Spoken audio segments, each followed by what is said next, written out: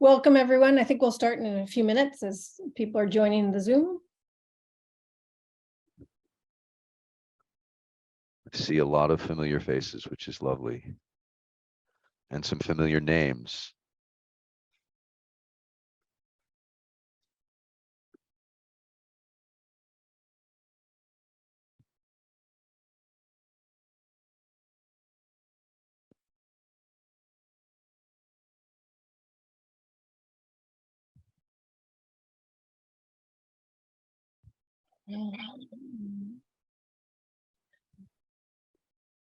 All right, I think we will begin.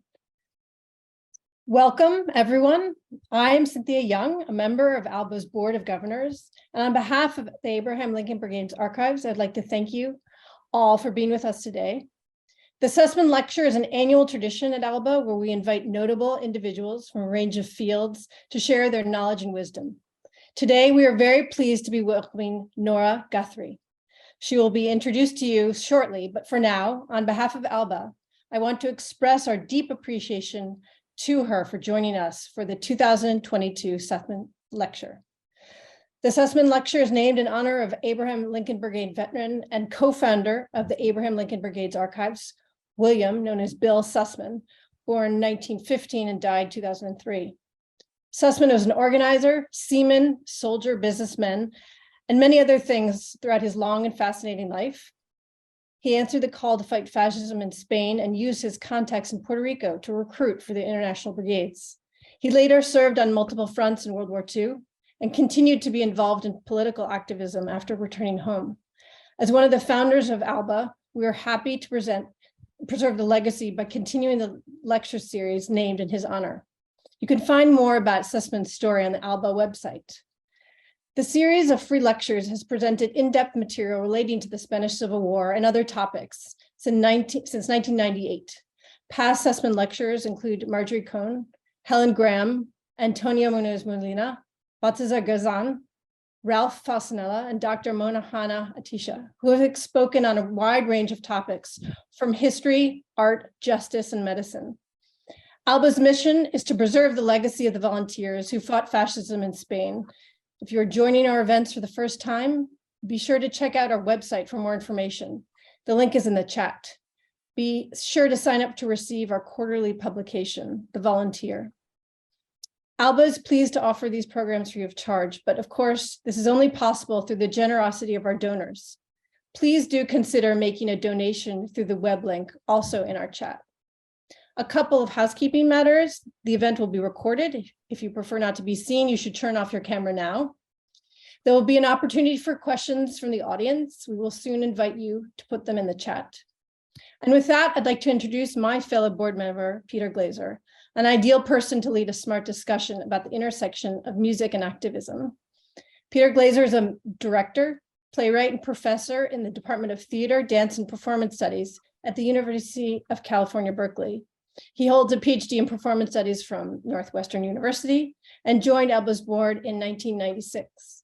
He conceived and adapted Woody Guthrie's American Song, an ensemble musical based on Guthrie's songs and writings, which had its premiere in July 1988 and has had over 100 productions nationwide. Thank you all again for being here, and over to you, Peter. Thanks for the introduction, Cynthia, and hello, everyone. It's great to see so many people out there and names that I recognize. If I start saying hello to everyone, I'll never get to the content, so I'm going to move forward. I just want to mention that Cynthia has been a curator at the International Center of Photography in New York City for over 20 years. And among many projects, she's worked with the Robert Capa Archive, the celebrated photographer whose scores of images of the Spanish Civil War have become iconic. Another talented member of the ALBA board. And thanks both to Anna Canoni at Woody Guthrie Publications and Dennis Meany at ALBA for helping us with the photographs and the video and all the materials that you'll be seeing today. It's such a pleasure to be here today to have the opportunity to speak with Nora Guthrie for the 2022 Susman Lecture. I was fortunate to know Bill, and it's an honor to be continuing his legacy today And I gather that both his wife, Helene, and his daughter, Sue, are in the audience today, and we might get a chance to hear from them when we get to the Q&A. But welcome to the Susman family. It's so honoring that you are here with us.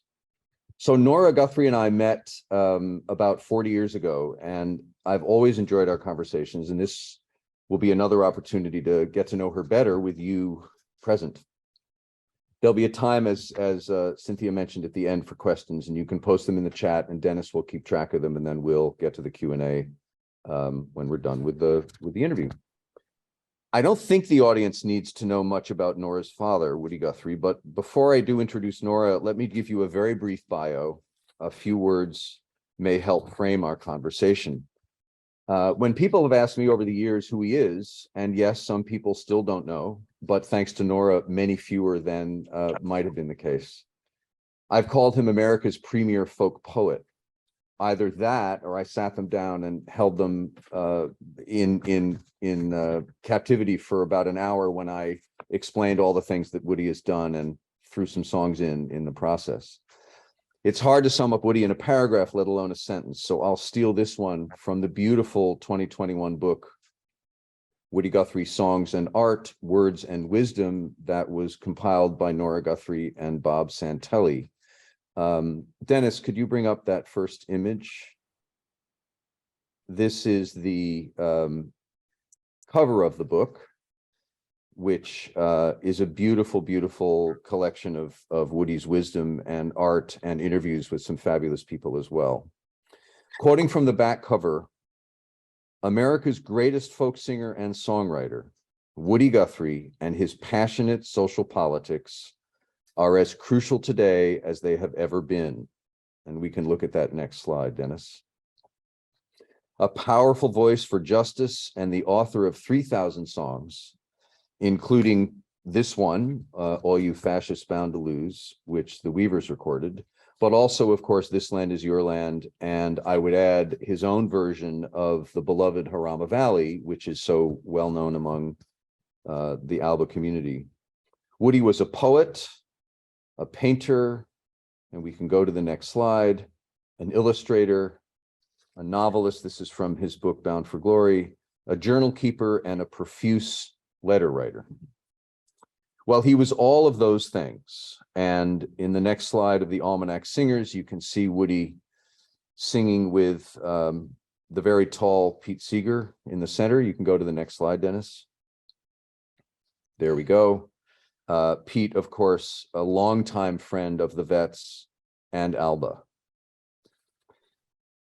Famously, we can go to the next slide, famously emblazoned on Woody's guitar and on a number of his guitars were these words: "This machine kills fascists."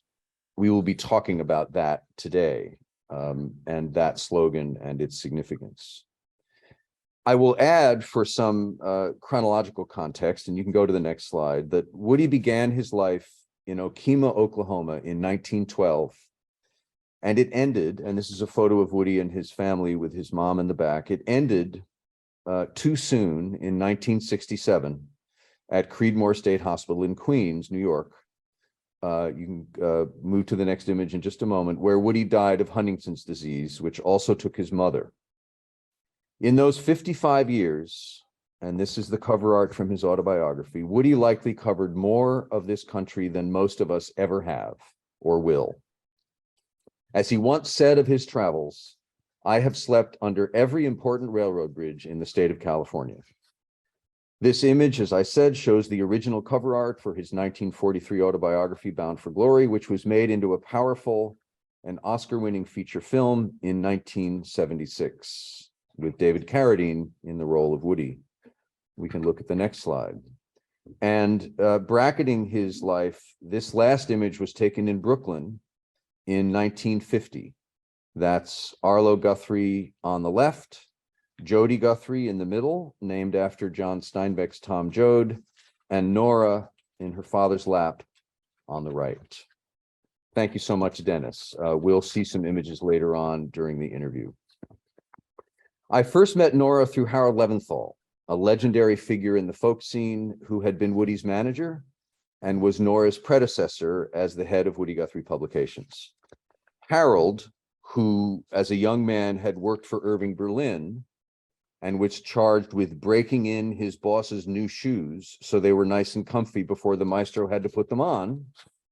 Well, Harold retired. Those were very big shoes to fill, and Nora has done a truly astonishing job maintaining Woody's legacy, bringing him to life for countless new listeners for a whole new generation, or a couple of generations for that matter. Nora is the president of Woody Guthrie Publications Incorporated, and from 1994 to 2012, the founding director of the Woody Guthrie Archives and president of the Woody Guthrie Foundation. Nora is focused on creating new projects which bring Woody Guthrie's vast cultural and creative legacy to the public. Over the past 30 years, Nora has worked with diverse artists in all genres of music who have found a new camaraderie with Woody Guthrie, culminating in hundreds of new songs with contemporary artists. She has also produced Grammy-winning recordings, book projects, and museum exhibitions expanding on her father's legacy. She helped create the Woody Guthrie Center in Tulsa, Oklahoma, an educational museum and new home of the Woody Guthrie Archives. I will note that if it hadn't been for the archives, I never would have been able to put together the material that led to Woody Guthrie's American Song. Nora has also been a great friend to ALBA, helping us interest her niece, Sarah Lee Guthrie, in performing for our annual event during the height of the pandemic. Nora, we are so happy that you are here for our annual Susman Lecture. Welcome, welcome. Hi, everybody. I know you've seen these photos and drawings hundreds of times, but I just wondered if any particular thoughts come to mind seeing them here today in this context. Well, the one of me on his lap always cracks me up. I can't help it. That's one of my favorite family photos because the personalities are really strong there, with Arlo holding the doll going, oh. But the funny thing about that photo is that it was taken when we lived in Brighton Beach. We lived in an apartment complex called Beach Haven, and it was owned by the Trump Organization at the time. And when my dad found out that they were discriminating against Black families coming into the apartment complex, and he wrote a whole bunch of songs about old man Trump and how despicable he was and what a racist he was. And those just came to light in the public, arena a couple of years ago. They were recently recorded actually by a couple of young singers, Ryan Harvey, Tom Morello's on that, and Ani DeFranco. And people can go on YouTube and hear Woody talking in 1950 about the Trump Organization. Nothing is right. Nothing has changed, right? And it's in the news now. Yeah, and nothing escaped him either. I mean, he knew craven, villainous people when he met them, and he knew that was the case with Trump for sure. Yeah, yeah. So there's a great story that you told me once about the fact that you'd attended some of the veterans of the Abraham Lincoln Brigade events when you were much younger. And I just wondered if you could share that story, because I'm sure it will be of interest. And was that when you first learned about the Spanish Civil War, when you started attending those events? Well, it's surprisingly, yes. I had learned the song Quince Brigada that the Weavers recorded, and they had a songbook they put out, I guess, in the late 50s. And I remember hearing them sing that song. And so I kind of knew something about it. But honestly, it didn't really get through here until I was actually in college. And I had, at that point, my father had passed away, and I had a stepfather. His name was Lou Cooper, and he was in the Lincoln Brigade. And correct me if I'm wrong, I think there were parades. I remember him talking about a parade. Did they used to do parades with the Lincoln Brigade? There were parades for a period of time on May Day, I believe. I've seen some historical photographs of the vets marching on May Day and carrying banners. Yeah, So that could very easily have been what he was referring to. Yeah. Yeah, for some reason, I remember that we were sitting in Ratner's on 2nd Avenue, and he was telling me all about the Lincoln Brigade that he was in. I actually have a picture of him I'd love to share with you. So this is in my family album. That's him. And I think his son might even be watching today. Some of you might have recognized him. That's Lou Cooper. And so that's really when I, as a young adult, it kind of he started explaining to me exactly what it was. And then after that, I really did enjoy going to the annual meetings they had. And I was so moved by the veterans, actually, and their stories. And I'll tell you why, because I was from Brooklyn. And so we kind of talk like this, you know?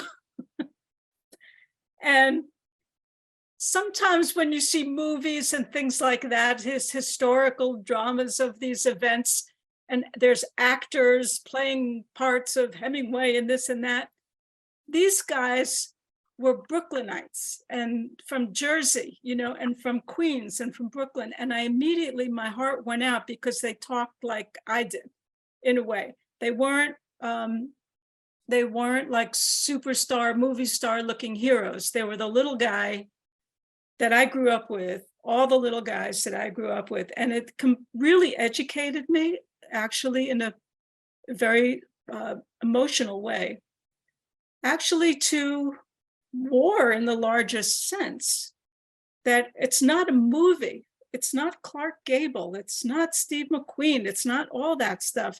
It's these little guys that come from all over the country, from all the little streets and towns across the country.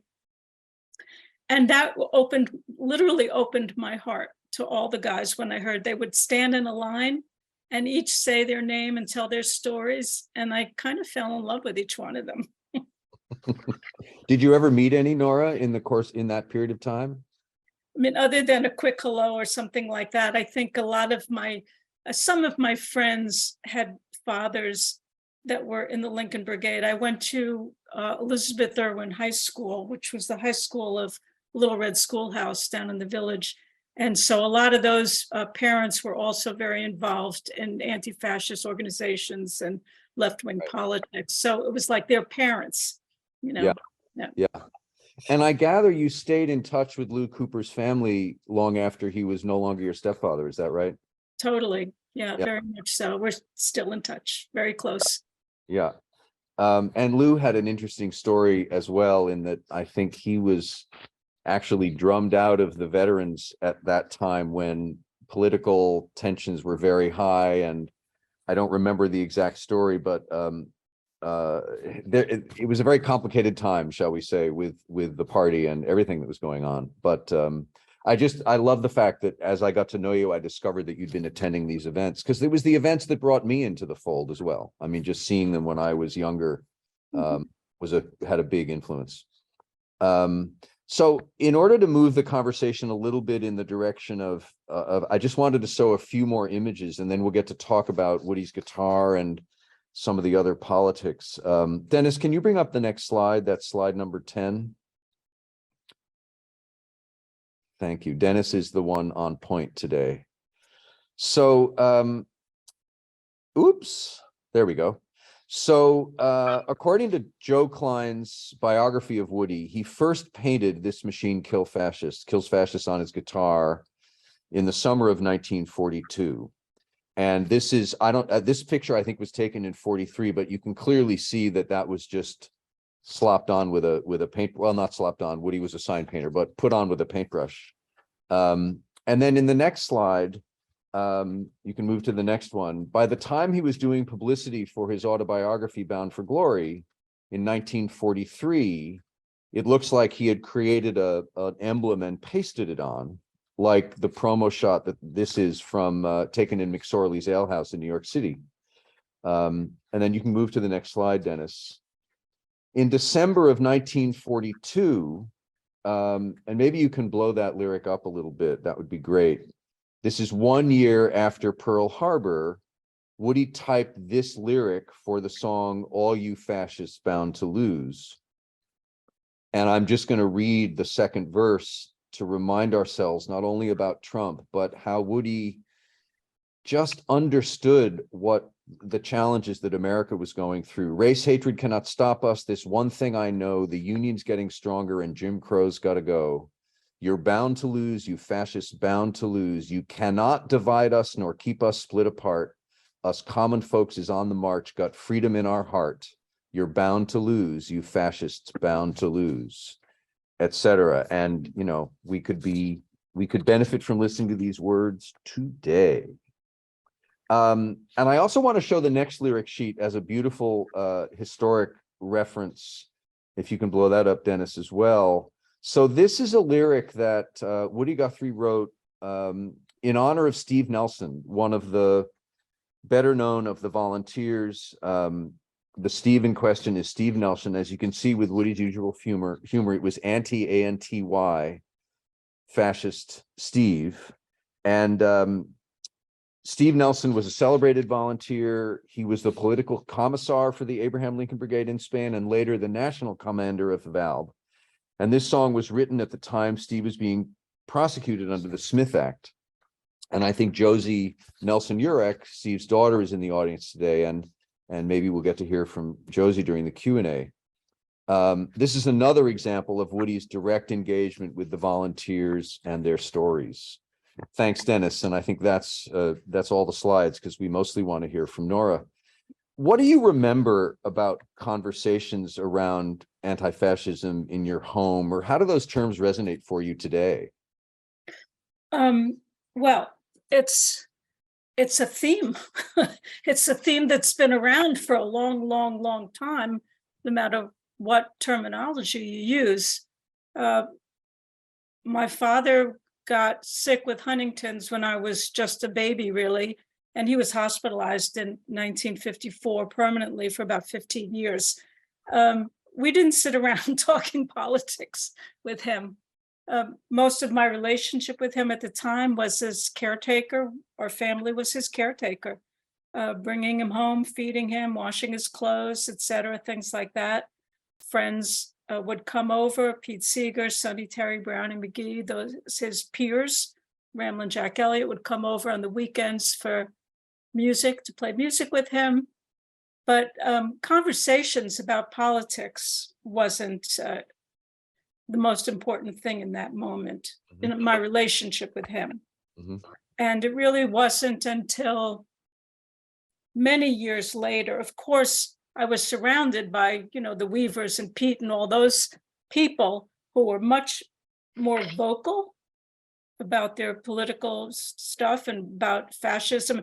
And so many young artists started putting signs on their instruments. I think that was like an interesting trend in a way that still continues, that artists felt like that their instruments were their tool and not a sacred instrument. This is not the Lucille approach, in a sense, you know, where guitars are sold for millions of dollars because they belong to stars.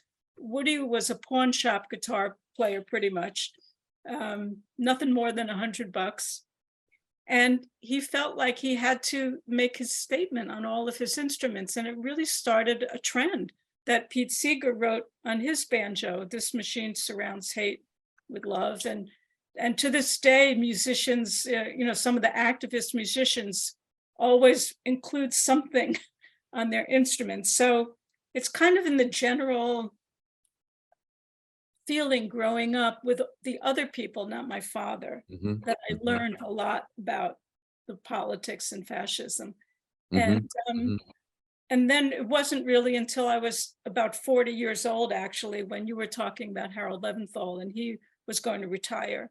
And he asked me to come into the office and look around. And he threw a couple of boxes on a desk. And he said, you should see this stuff. And it was all my father's notebooks and diaries and lyrics and artwork. I mean, boxes and boxes and boxes of stuff. And I had seen all that stuff at home, but I hadn't looked at it. I mean, when you're 15, the last thing you want to do is read your father's diaries. So I didn't really pay much attention, to be honest, until I was quite older. And then I think I was mature enough also at that point to hear these words. And the book I just did that you were talking about earlier includes much of that, my impressions from that first days of opening up his diaries and his notebooks and his lyrics, and really sitting down and reading this stuff. And that became kind of my Bible in a way. I realized that Bob Dylan had said, you could listen to Woody's songs and learn how to live. And I thought to myself, well, that's kind of interesting because that's what happened to me. I listened to his songs and I learned how to live. So I kind of wanted to make that collection with the book so that it's not, it's all encompassing. It's a 360-degree approach to life, which includes politics, which includes love, which includes family, which includes geography, which includes neighbors and people you meet along the way. But so fascism, I just want to just go back to your comments about that. And one of the things that I'll share with everyone I just did is really interesting, a new album with a punk rock band called Dropkick Murphys from Boston. And basically, look at the cover the kids made, the guys made. This machine still kills fascists, which is the name of the record. Yeah, the name of the CD. And a lot of the songs have to do with political statements about anti-fascism, etc. And I'm so proud of it because so few popular groups are doing that. Everyone puts out one song, We Are the World. We love everybody. Everything's great. All work together. But there's this tough side to Woody. You know, he was a fighter. He wasn't a pacifist in a way. When he was down in Florida, he was often attacked by the Ku Klux Klan members with guns and everything. And he fought back. You know, he didn't leave Florida. He shot back. He had a rifle. I'm not advocating that, but I'm just saying there's a tough side to him, a fighter that he's got a lot of guts there. And in times like this, I felt like it's time to shout and scream about what's happening, not polite conversation or guided words. Like we all have to be kind of polite and share our points of view. And what do you think about that? And what do you think? And I just went like, no, it's time to fight. So that's why I enjoyed working with these punk rock guys, because they sure know how to scream. Yeah.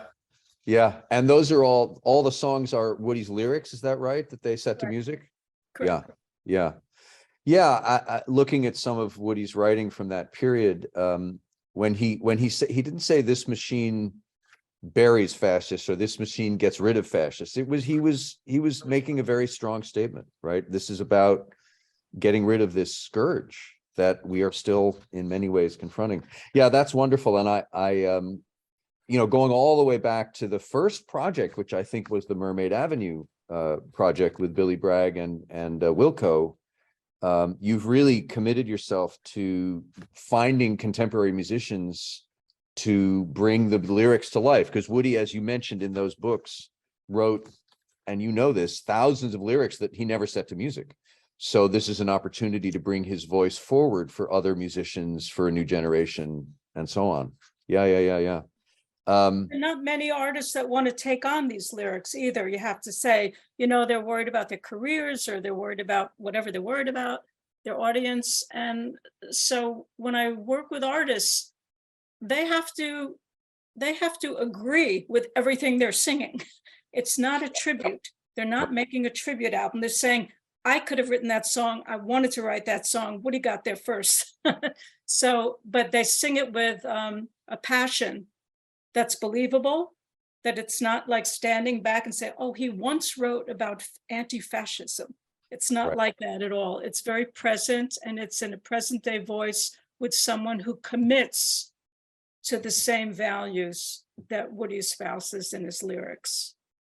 How did you make the connection with the Dropkick Murphys? Because they've been around since the 90s, I think. They started in Quincy, Massachusetts. How did that happen? Well, I've worked with a number of punk bands and artists over the years. I mean, I did a song with Lou Reed. I did, there's another group called Anti-Flag that's out of Pittsburgh. And I worked with a number of artists in that field. I did a wonderful song called Revolutionary Mind with Tom Morello. And it's one of my favorite lyrics. If anyone gets a chance to hear it, it's Woody's idea of a love song. But he says, I need a liberal-minded, passionate woman to ease my revolutionary mind.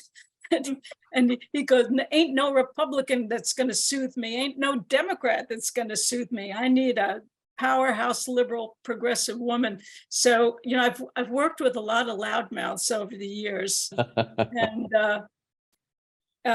this particular band, my son was a fan of when he was a teenager. And he had a poster of them on their wall, on his wall. Got So it. I knew them from him when he was a, you know, weird teenage guy. That's how I heard about them. Got it. And for those who don't know, Tom Morello was the guitarist for Rage Against the Machine. So he's got a very powerful legacy. And I actually first saw Tom perform at Pete Seeger's 90th birthday at Madison Square Garden and have been following him since. He's Yeah. a impressive figure. Who But are the other? there's a lot of other artists. I mean, it's not all about screaming. Right. A lot of it is about telling stories and educating and ballads and things like that. So, Yep. and a lot of it is about peace. And the beautiful song with my brother called My Peace that he performed at all of his concerts for years and years and years. Eliza Gilkison, if any of you know her, she had Peace Call. Yep. So Yep. it's really it's a full spectrum of emotions and a full spectrum of insights that Woody gives me.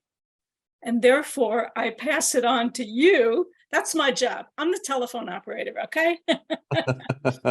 He tells me things and I go, oh, you want everyone to know that? Okay. No, but I'm really a conduit, you know, for all these projects. And there's so many different personalities out there. I remember when I first started working with Dropkick Murphys, they're like a white Irish band from, you know, across the tracks in Boston there. And I remember Ken Casey, he said, our audience is uneducated white men. And that's who we need to talk to now. We don't need to have a folk fest. He said, I go out there and I sing this to white, you know, not uneducated, not college educated, young white men. And I thought, thank God, you know, we need to be able to talk to everybody in their tone of voice. Right. In their language, you know, so we're not out there to get them, we're out there to get them. Yeah. So that was another impetus that I had when I worked with Ken. I was so happy to say, this is a whole different ball game here, you know. Yeah, for sure. No, and that's speaking to people in voices that they recognize, but perhaps with messages that they're unfamiliar with, is a very powerful thing. Yes. And you know, Woody, the other thing that's so remarkable, but also just so true about him, is that he wrote about everything. You know, he covered so much ground in his writing. He had political writing, he had children's songs, the Jewish material that has been coming up, you know, the work that the Klezmatics have done. I mean, it just covers so much ground. And I just appreciate you being a pretty terrific telephone operator, if that's the role that you claim. And just as a point of history, when I met Harold, which was in the early 80s, the archive didn't exist. So it was just those boxes. And when I was creating Woody Guthrie's American Song, the only material that was available to me was published. And it was only in the next 10 years that you folks began to, you hired people to put the archive together, you raised money. And over time, as stuff became available in the archive and I did research, I was able to pull another quote out of the archive to put in the show. And then I would pull another little quote from the archive. And in fact, the last song that was added to the show was Another Man Done Gone, which was Billy's beautiful setting of Woody's lyrics. So in any event, I think that the archive has had just an incredible impact. And I want to congratulate you for that.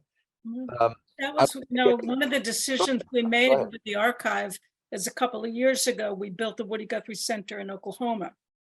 And, you know, I had to make a decision again at that point. where his papers will end up. And I went out to Oklahoma, and I felt again, this is where he needs to be. He doesn't need to be in New York. He doesn't need to be in LA. He doesn't need to be in Chicago. We need to talk to his people. We need to connect to his people. And Oklahoma was the heart and soul of that, right? Yeah. So, and I wanted to create what I imagined would be like a maypole in a red state, in a way, because whenever you call it a red state, there's a lot of blue people there as well. It's not all, we mischaracterize or make cliches out of everything. So again, I wanted to connect and to create a conduit for people who had different politics or different thoughts or different kinds of lives, to have a place to go in Oklahoma where they could feel empowered, where they could feel represented. And interestingly enough, the center became a place for celebration when they passed the same-sex marriage a couple of years ago with the Supreme Court. Well, the couple that won the case were from Oklahoma, and they had a big party at the Woody Guthrie Center in Tulsa, Oklahoma. And cases like that and things like that that are very potent things today are happening there. And that, again, part of my somewhat mischievous approach to dealing with my father's stuff, whether it's dealing with Dropkick Murphy's audience or Oklahoma audience. We really need to get out there and get to know more people and get to know how to talk to them and how to listen to them as well. And not to make it a memory project, but to make it about the immediate moment. And I mean, of course, the archives are alive in the present, though they are looking at the past. But I love your example of the couple going to the center. It's a way of making it immediate, making it happen. It's all about now. And that center has become, therefore, a place of celebration, honoring Woody's legacy, but also honoring the fact that he wasn't interested in history as much as he was interested in what happened right now, right here in front of these people, and making change in that way. Yeah. As a matter of fact, the last line in the book that you just showed earlier, one of the last quotes that I put in there is, he says, "Your time now. It's your time now. It's not mine. I'm out of here. It's your time now." And he really wants and wishes to pass the torch on. And so many people have connected, and taken it up. And again, Woody is not, he's ideas. And these ideas are not him. He did not invent these ideas. They've been through the stream of humanity, justice, equality, civil rights, all this stuff has been brewing and being talked about for forever. And, whether it's Spartacus or, or John Lewis or whoever, that's what I love about his work. He's very humble, actually, in his writing, and he understands that he's also a conduit for these ideas. It's not about him. And when he writes "Another Man Done Gone," the last line in that song is, "Well, when I'm gone, just say another man done gone, but I hope the scribblings will stay. I hope the ideas stay. Forget about the man."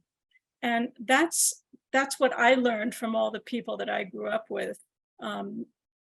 These are ideas that flow through all of us, many of us, and we all have different ways, whether you're a dancer, an artist, a singer, a teacher, an elevator man. I mean, whatever you do, you're a conduit for these ideas. Yeah. That's beautifully said, and I think a good way to transition into the Q&A, because there have been questions flowing through the chat now. So if that's all right with you, Nora, we'll see what kinds of questions are out there. Dennis, do you have a way to start us off?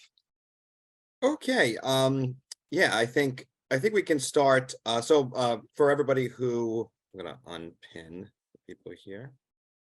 1 second. So for the way this will work is I'm going to go choose some questions from the chat box that many people are asking now. I'm going to call on you. You can ask the question if you'd like. Ask Peter and Nora the question. I'll unmute you. You'll be allowed to ask. If you don't feel comfortable being on camera or asking the question, I can ask the panel here for you. So I think maybe we can begin with Janet Schwartz. Would you like to ask your question? We unmuted now if you'd like to speak. Janet, are you there? I am. I'm always struck by how many people use "This Land Is Your Land," in so many different ways, including advertising, etc. And I want to know, how do you get people to listen to the lyrics of the second verse? You mean actually the fourth or fifth verse? Yeah, well, all of them. Just get beyond the "This Land Is Your Land." Yeah. Well, Pete Seeger was a great advocate of that. And my brother Arlo was probably the strongest advocate for singing all the verses. And you remember when Pete sang at Obama's inauguration, he actually insisted on singing the no trespassing verse and the church steeple, food to the people verse. So, my dad never performed that song. Really? Because he was hospitalized before when it was first recorded. He might have sang it like once or twice at a benefit or a union hall or something like that, but it didn't really become anthemic until Pete Seeger took a hold of it, and Pete decided that was an important song to sing. And also school teachers, that's how the song came about, really. They published it in a favorite songs of kindergarten teachers. And so for the children, they loved the chorus. So the teachers originally taught, one or two or maybe three verses at the most, because it was too much for the children to remember. And I would say most people in America at this point learned it from their school teacher. And that's why they only know the first one or two or three verses. And it wasn't until, again, Arlo and Pete reintroduced it years later, in the 90s, actually, that people heard the final two verses. And Woody did record it. There is a recording with him doing the no trespassing verse, but he never recorded all 6 verses himself and never performed the song hardly at all. Thanks for that. Thanks, Nora. I want to take a moment to give Sue Susman the microphone for a moment. As the daughter of Bill Susman, for whom this lecture is named. Sue, are you there? I am here. Can you hear me? Yes. Okay, so I'm here with my mother, Helene. And first of all, thank you so much to ALBA for doing the Bill Susman Lecture year after year. This one is particularly important to us because my mother used to teach guitar. And so the whole family was raised singing and playing guitar and playing Woody songs. And we had a wonderful time on Thanksgiving teaching these songs to mother's great grandchildren, including the verses that normally aren't sung from "This Land Is Your Land." And so my 4-year-old grandson was busy singing along with us. So thank you for doing this. And thank you, Nora, for continuing this work and creating the archive. You're welcome. Thanks, Sue. That's it. On to the next. I was sure you want to talk about Arlo on Thanksgiving. Regards to you and your mother, Sue. Dennis, do we have another question? Sure.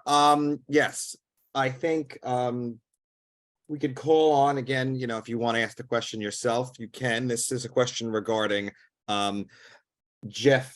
This is where I'm calling on Jeff Balch to ask Balch to ask his question about a biography that's out there. Hi, Jeff.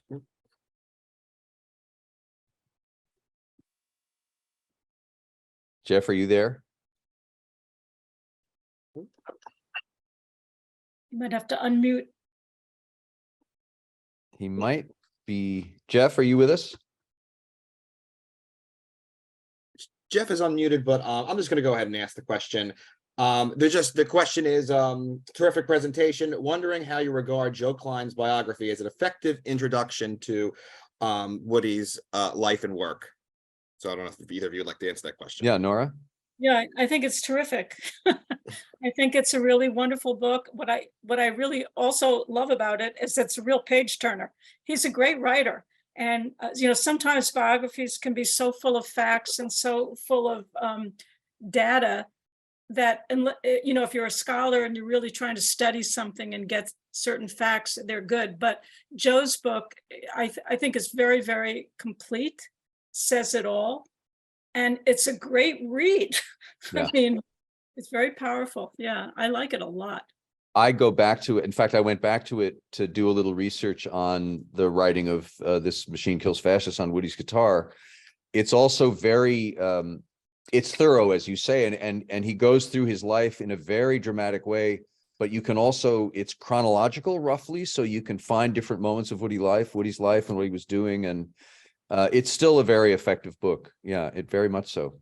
There's another one that was written years later by Ed Cray, and Ed is more of a professor. To be honest, like when I want to know exactly when something was written or where Woody was on March 5th in 1932, Ed Cray's book. It's much more factual. At least it has a lot more dates and things like that in it. It's also a terrific read, but it's a little bit, the data is just a little bit more thorough there. And like I said, Joe's is the page turner, and then what happened? And then what happened? Yeah. Some of you may not know that Joe Klein published a book called Primary Colors anonymously, and then later was revealed himself to be the author, but he's got an interesting story. Thanks for the question, Jeff, and it's great to see you here. Dennis, another question? Yes. So Denali Lasco asks a question about the archive, the collection of the materials. So Denali, if you'd like to ask that question, you can do so now. Hi, yeah, I was just wondering, having so many amazing documents from your dad, how did you decide what to put in the book? And was there anything that didn't make it in the book that you still really loved and wish you could have included? Yes. Yes. I wish you could see that my edits. When I make a book, I literally make a mini book. I take the image and I cut and paste like this big, a little page, and I line them all up. So I want to see when you turn the page, what's going to happen. That's how I work. I'm very visceral. I think the original book I had was about 575 pages. And these are the things that are closest to my heart. And when I showed it to the editor, they very politely said, well, Nora, can't do that. So we'll have to do a volume 2. But it was really condensing it and cutting and cutting and cutting. And I tried to find the most succinct, clear message that he had. So rather than reading 5 pages on his thoughts about fascism, say, he could just, you just have the picture of the guitar, This Machine Kills Fascists, or there are a couple of excerpts from letters or excerpts from a diary, and I decided to be his editor. Sorry, Dad. He talks so much. I mean, he writes so much, and when they published another book called Pastures of Plenty many years ago, that was just his writings. And he does tend to go on and on and on. These are not writings that he meant to publish. They're just his writings, his sprawl. So he never had anyone that said, get to the point, Woody. What do you And I took the liberty. I figured, lightning will come and strike me down if I make a mistake, but sometimes just to be clear and clean about what he felt about something, I did do some editing on some of these 20-page letters where I might have just chosen a paragraph or 2 to include in the book that I thought were the most powerful. Great. And Dennis, just for as a visual, Dennis, could you bring up, I think it's slide 16, which is a slide of, I know you've got many things on your plate, but it's a slide that shows an image of one of Woody's notebooks. Is that feasible? Yeah, so this is a lot. Woody would just fill journals and notebooks with his words, and this one on the right-hand side is his specific comment about my big Gibson guitar has got a sign I painted on it, says "This machine kills fascists," and it means just what it says too. So this is the kind of material that Nora would be drawing from to put this beautiful book together. Thanks for that, Dennis. I appreciate it. Well, so much of his writing, again, I would say 80% that's in the book, he didn't write to be published. He did Right. write a couple of novels. He wrote Bound for Glory, and he started on 2 other novels that he wanted to write. And then we did publish the other one, House of Earth, that he wrote when he already had Huntington's, actually. So it's a little bit of a weird novel. But I was, when I went through the notebooks, I was absolutely stunned at the amount of material that was there and the topics that he wrote about. And for instance, we have a chapter about people in the book, and he did write songs about anti-fascist Steve, and he wrote about Ilse Koch, and that's in the book too, talking about anti-fascism. Ilse Koch was a Nazi woman that worked in Buchenwald, and my dad wrote a song when she was tried for, she was tried as part of the Nuremberg time, that time. And I wanted to include, like, he wrote about nobodies, he wrote about somebodies, he wrote about songs about Roosevelt, but he also wrote about Ilse Koch, and he wrote about Stevie, and just hundreds of songs about Harriet Tubman and just all these people. And I want to say to Denali also, that's how I learned history without knowing that I was learning history. I learned about union and strikes from the songs that he wrote about copper miners' strike and this kind of strike. I learned about racism from his songs. I learned about vigilantism. I mean, talk about what's going on now. I learned the word vigilantism from Vigilante Man when I was a kid. And I thought, I almost felt like I wish someone out there, I'll give you an idea, someone needs to teach a course on this, like a real college course, and other ways of learning about what's going on in the world from artists who write about these things. And, you know, Woody is just one of the great scholars. He just happened to talk in lyrics and music, but he's basically a scholar, a troubadour, a teacher. He wrote, also, he said, he wrote on a notebook, he said, I'm an educator, not an entertainer. And I wish somebody would take up that line seriously. There really should be a college course on American history through lyrics. Anybody? Good idea. Yeah. I may take you up on that, Nora. Dennis, do we have another question? Yes. So we're talking about family. Jean Barish has a question just regarding, hold on. Jean, would you like to ask your question? Sure, thank you. First of all, thanks for this incredible program. I was weaned on Woody's album Songs to Grow On. It was the songbook of my childhood. And it got me thinking, I still have, actually, I had the original 78, and then a good friend gave it to me as a 33, as a long playing record. So I still have the original songs. And it got me wondering about something more personal than, his history and everything you've been talking about. My question is, what was he like as a dad? Well, like I mentioned earlier, he was hospitalized when I was about 4 years old. Well, you were young. I was very young. So again, my relationship with him, all of our relationship with him, at that point when we were caretakers, he would come, he was in Greystone Park Hospital. They didn't know what to do with him because they didn't know much about Huntington's in those days. There was only one paragraph in a medical journal about it, one paragraph. And so he entered this hospital in New Jersey for many, many, many years, we would visit him at the hospital or bring him home on Sundays and take care of him, feed him, clothe him, do laundry, take a bath, wash your hair, you know, the whole thing. He was in a ward with like 40 other patients. It was a tough time. And there was no way with Huntington's, your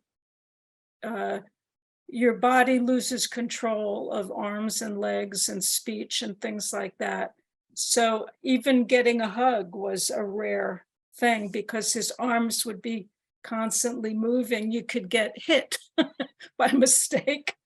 So we really just dealt with that for a period of time. The songs that you're talking about, I was also raised on them, but it was my mother who sang them, not my father. And it was Pete Seeger who sang them. And it was Cisco Houston who sang them. And it was Ramblin' Jack Elliott who always sang How'd You Do, was one of my favorite songs. So Jack would sing Take Me for a Ride in the Car. So it was his friends that would sing the songs to us as children and my mother. But I'll tell you something funny.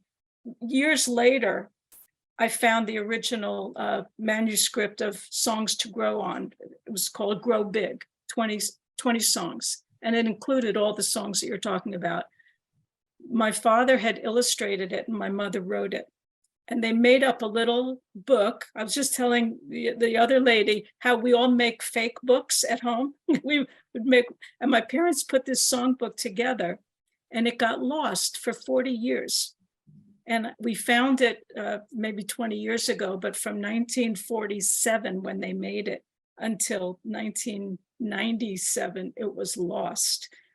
And I looked at the titles and I realized that my parents were absolutely conniving when it came to they wrote a song for every minute of the day. From the first song was called Wake Up, Wake Up, Wake Up, Wake Up, Wake Up.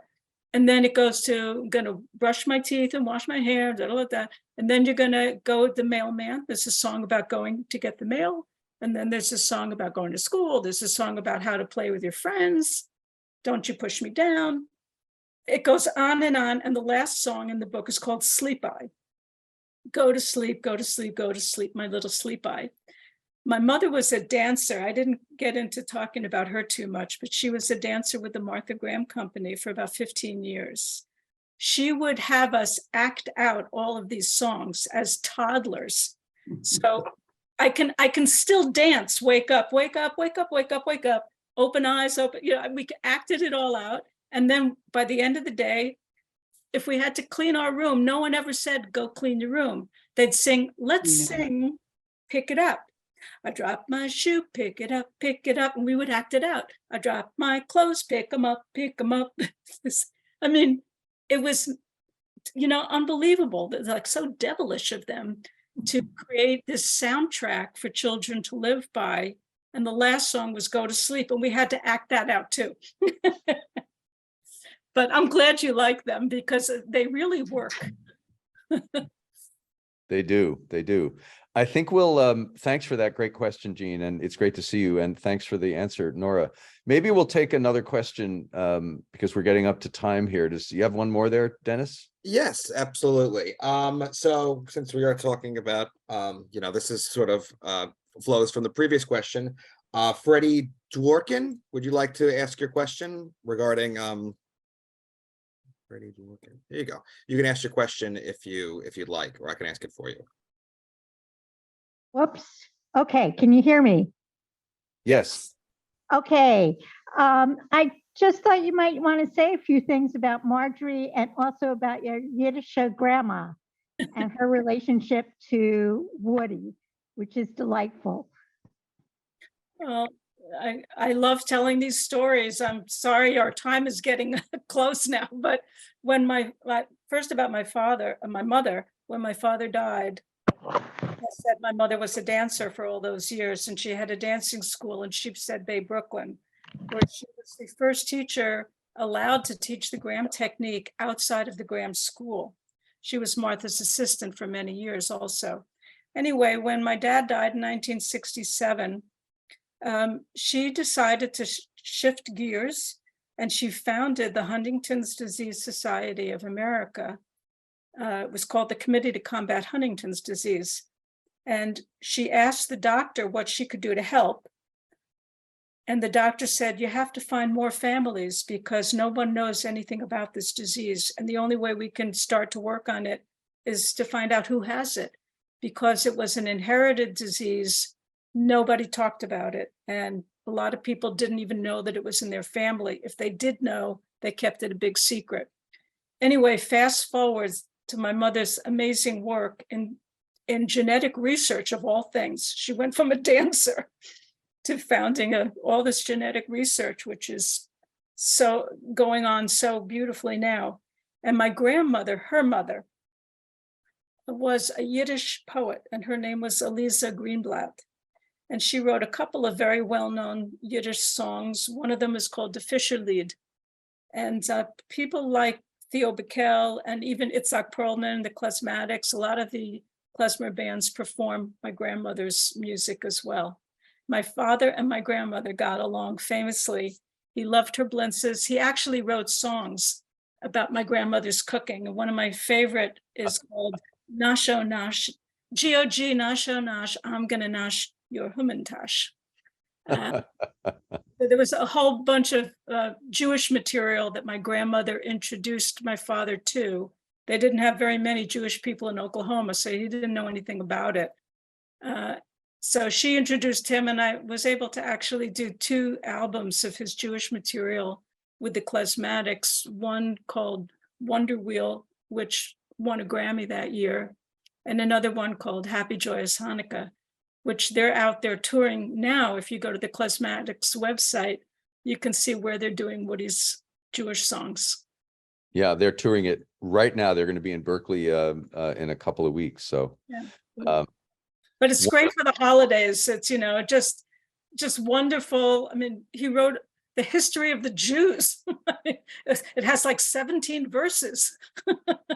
As I said, there was nothing Woody couldn't write about. He was prolific.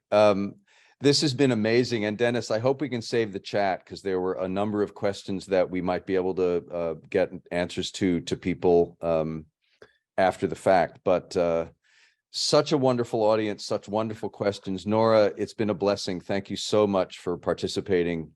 A little applause for Nora Guthrie and all the great work that she's done. Thank you, Dennis. Thank you, Anna. Thank you, Cynthia, for setting us off. And we're going to leave you all. You're welcome to stay on the link with Woody's performance of Harama Valley, which you're welcome to listen to over the next few minutes. And we won't close the meeting until the song is over. Thanks, everyone, so much for coming. And thanks, Nora, again. And Dennis, you can give us the song. Have a great day, everyone. Thank you, Peter. There's a valley in Spain called Harama. It's a place that we all know so well. It was there that we fought against the fascists. We saw a peaceful valley turn to hell.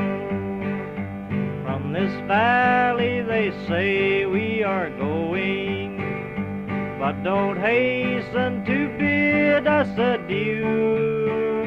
Even though we lost the battle at Harama, we'll set this valley free for we're through. We were men of the Lincoln Battalion. We're proud of the fight that we made. We know that you people of the valley will remember our Lincoln Brigade. From this valley they say we are going, but don't hasten to bid us adieu. Even though we lost that battle at Harama, we will set this valley free for we're through. You will never find peace with these fascists.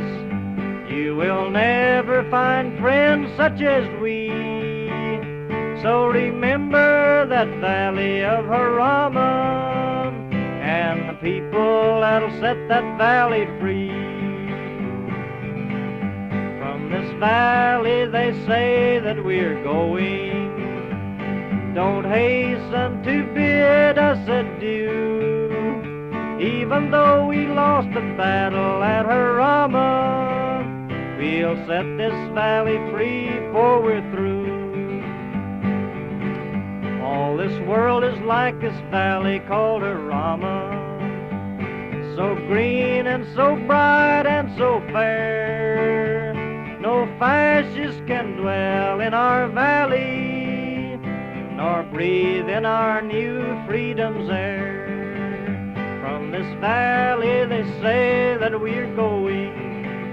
Do not hasten to bid us adieu. Even though we lost the battle at Harama, we'll set this valley free before we're through.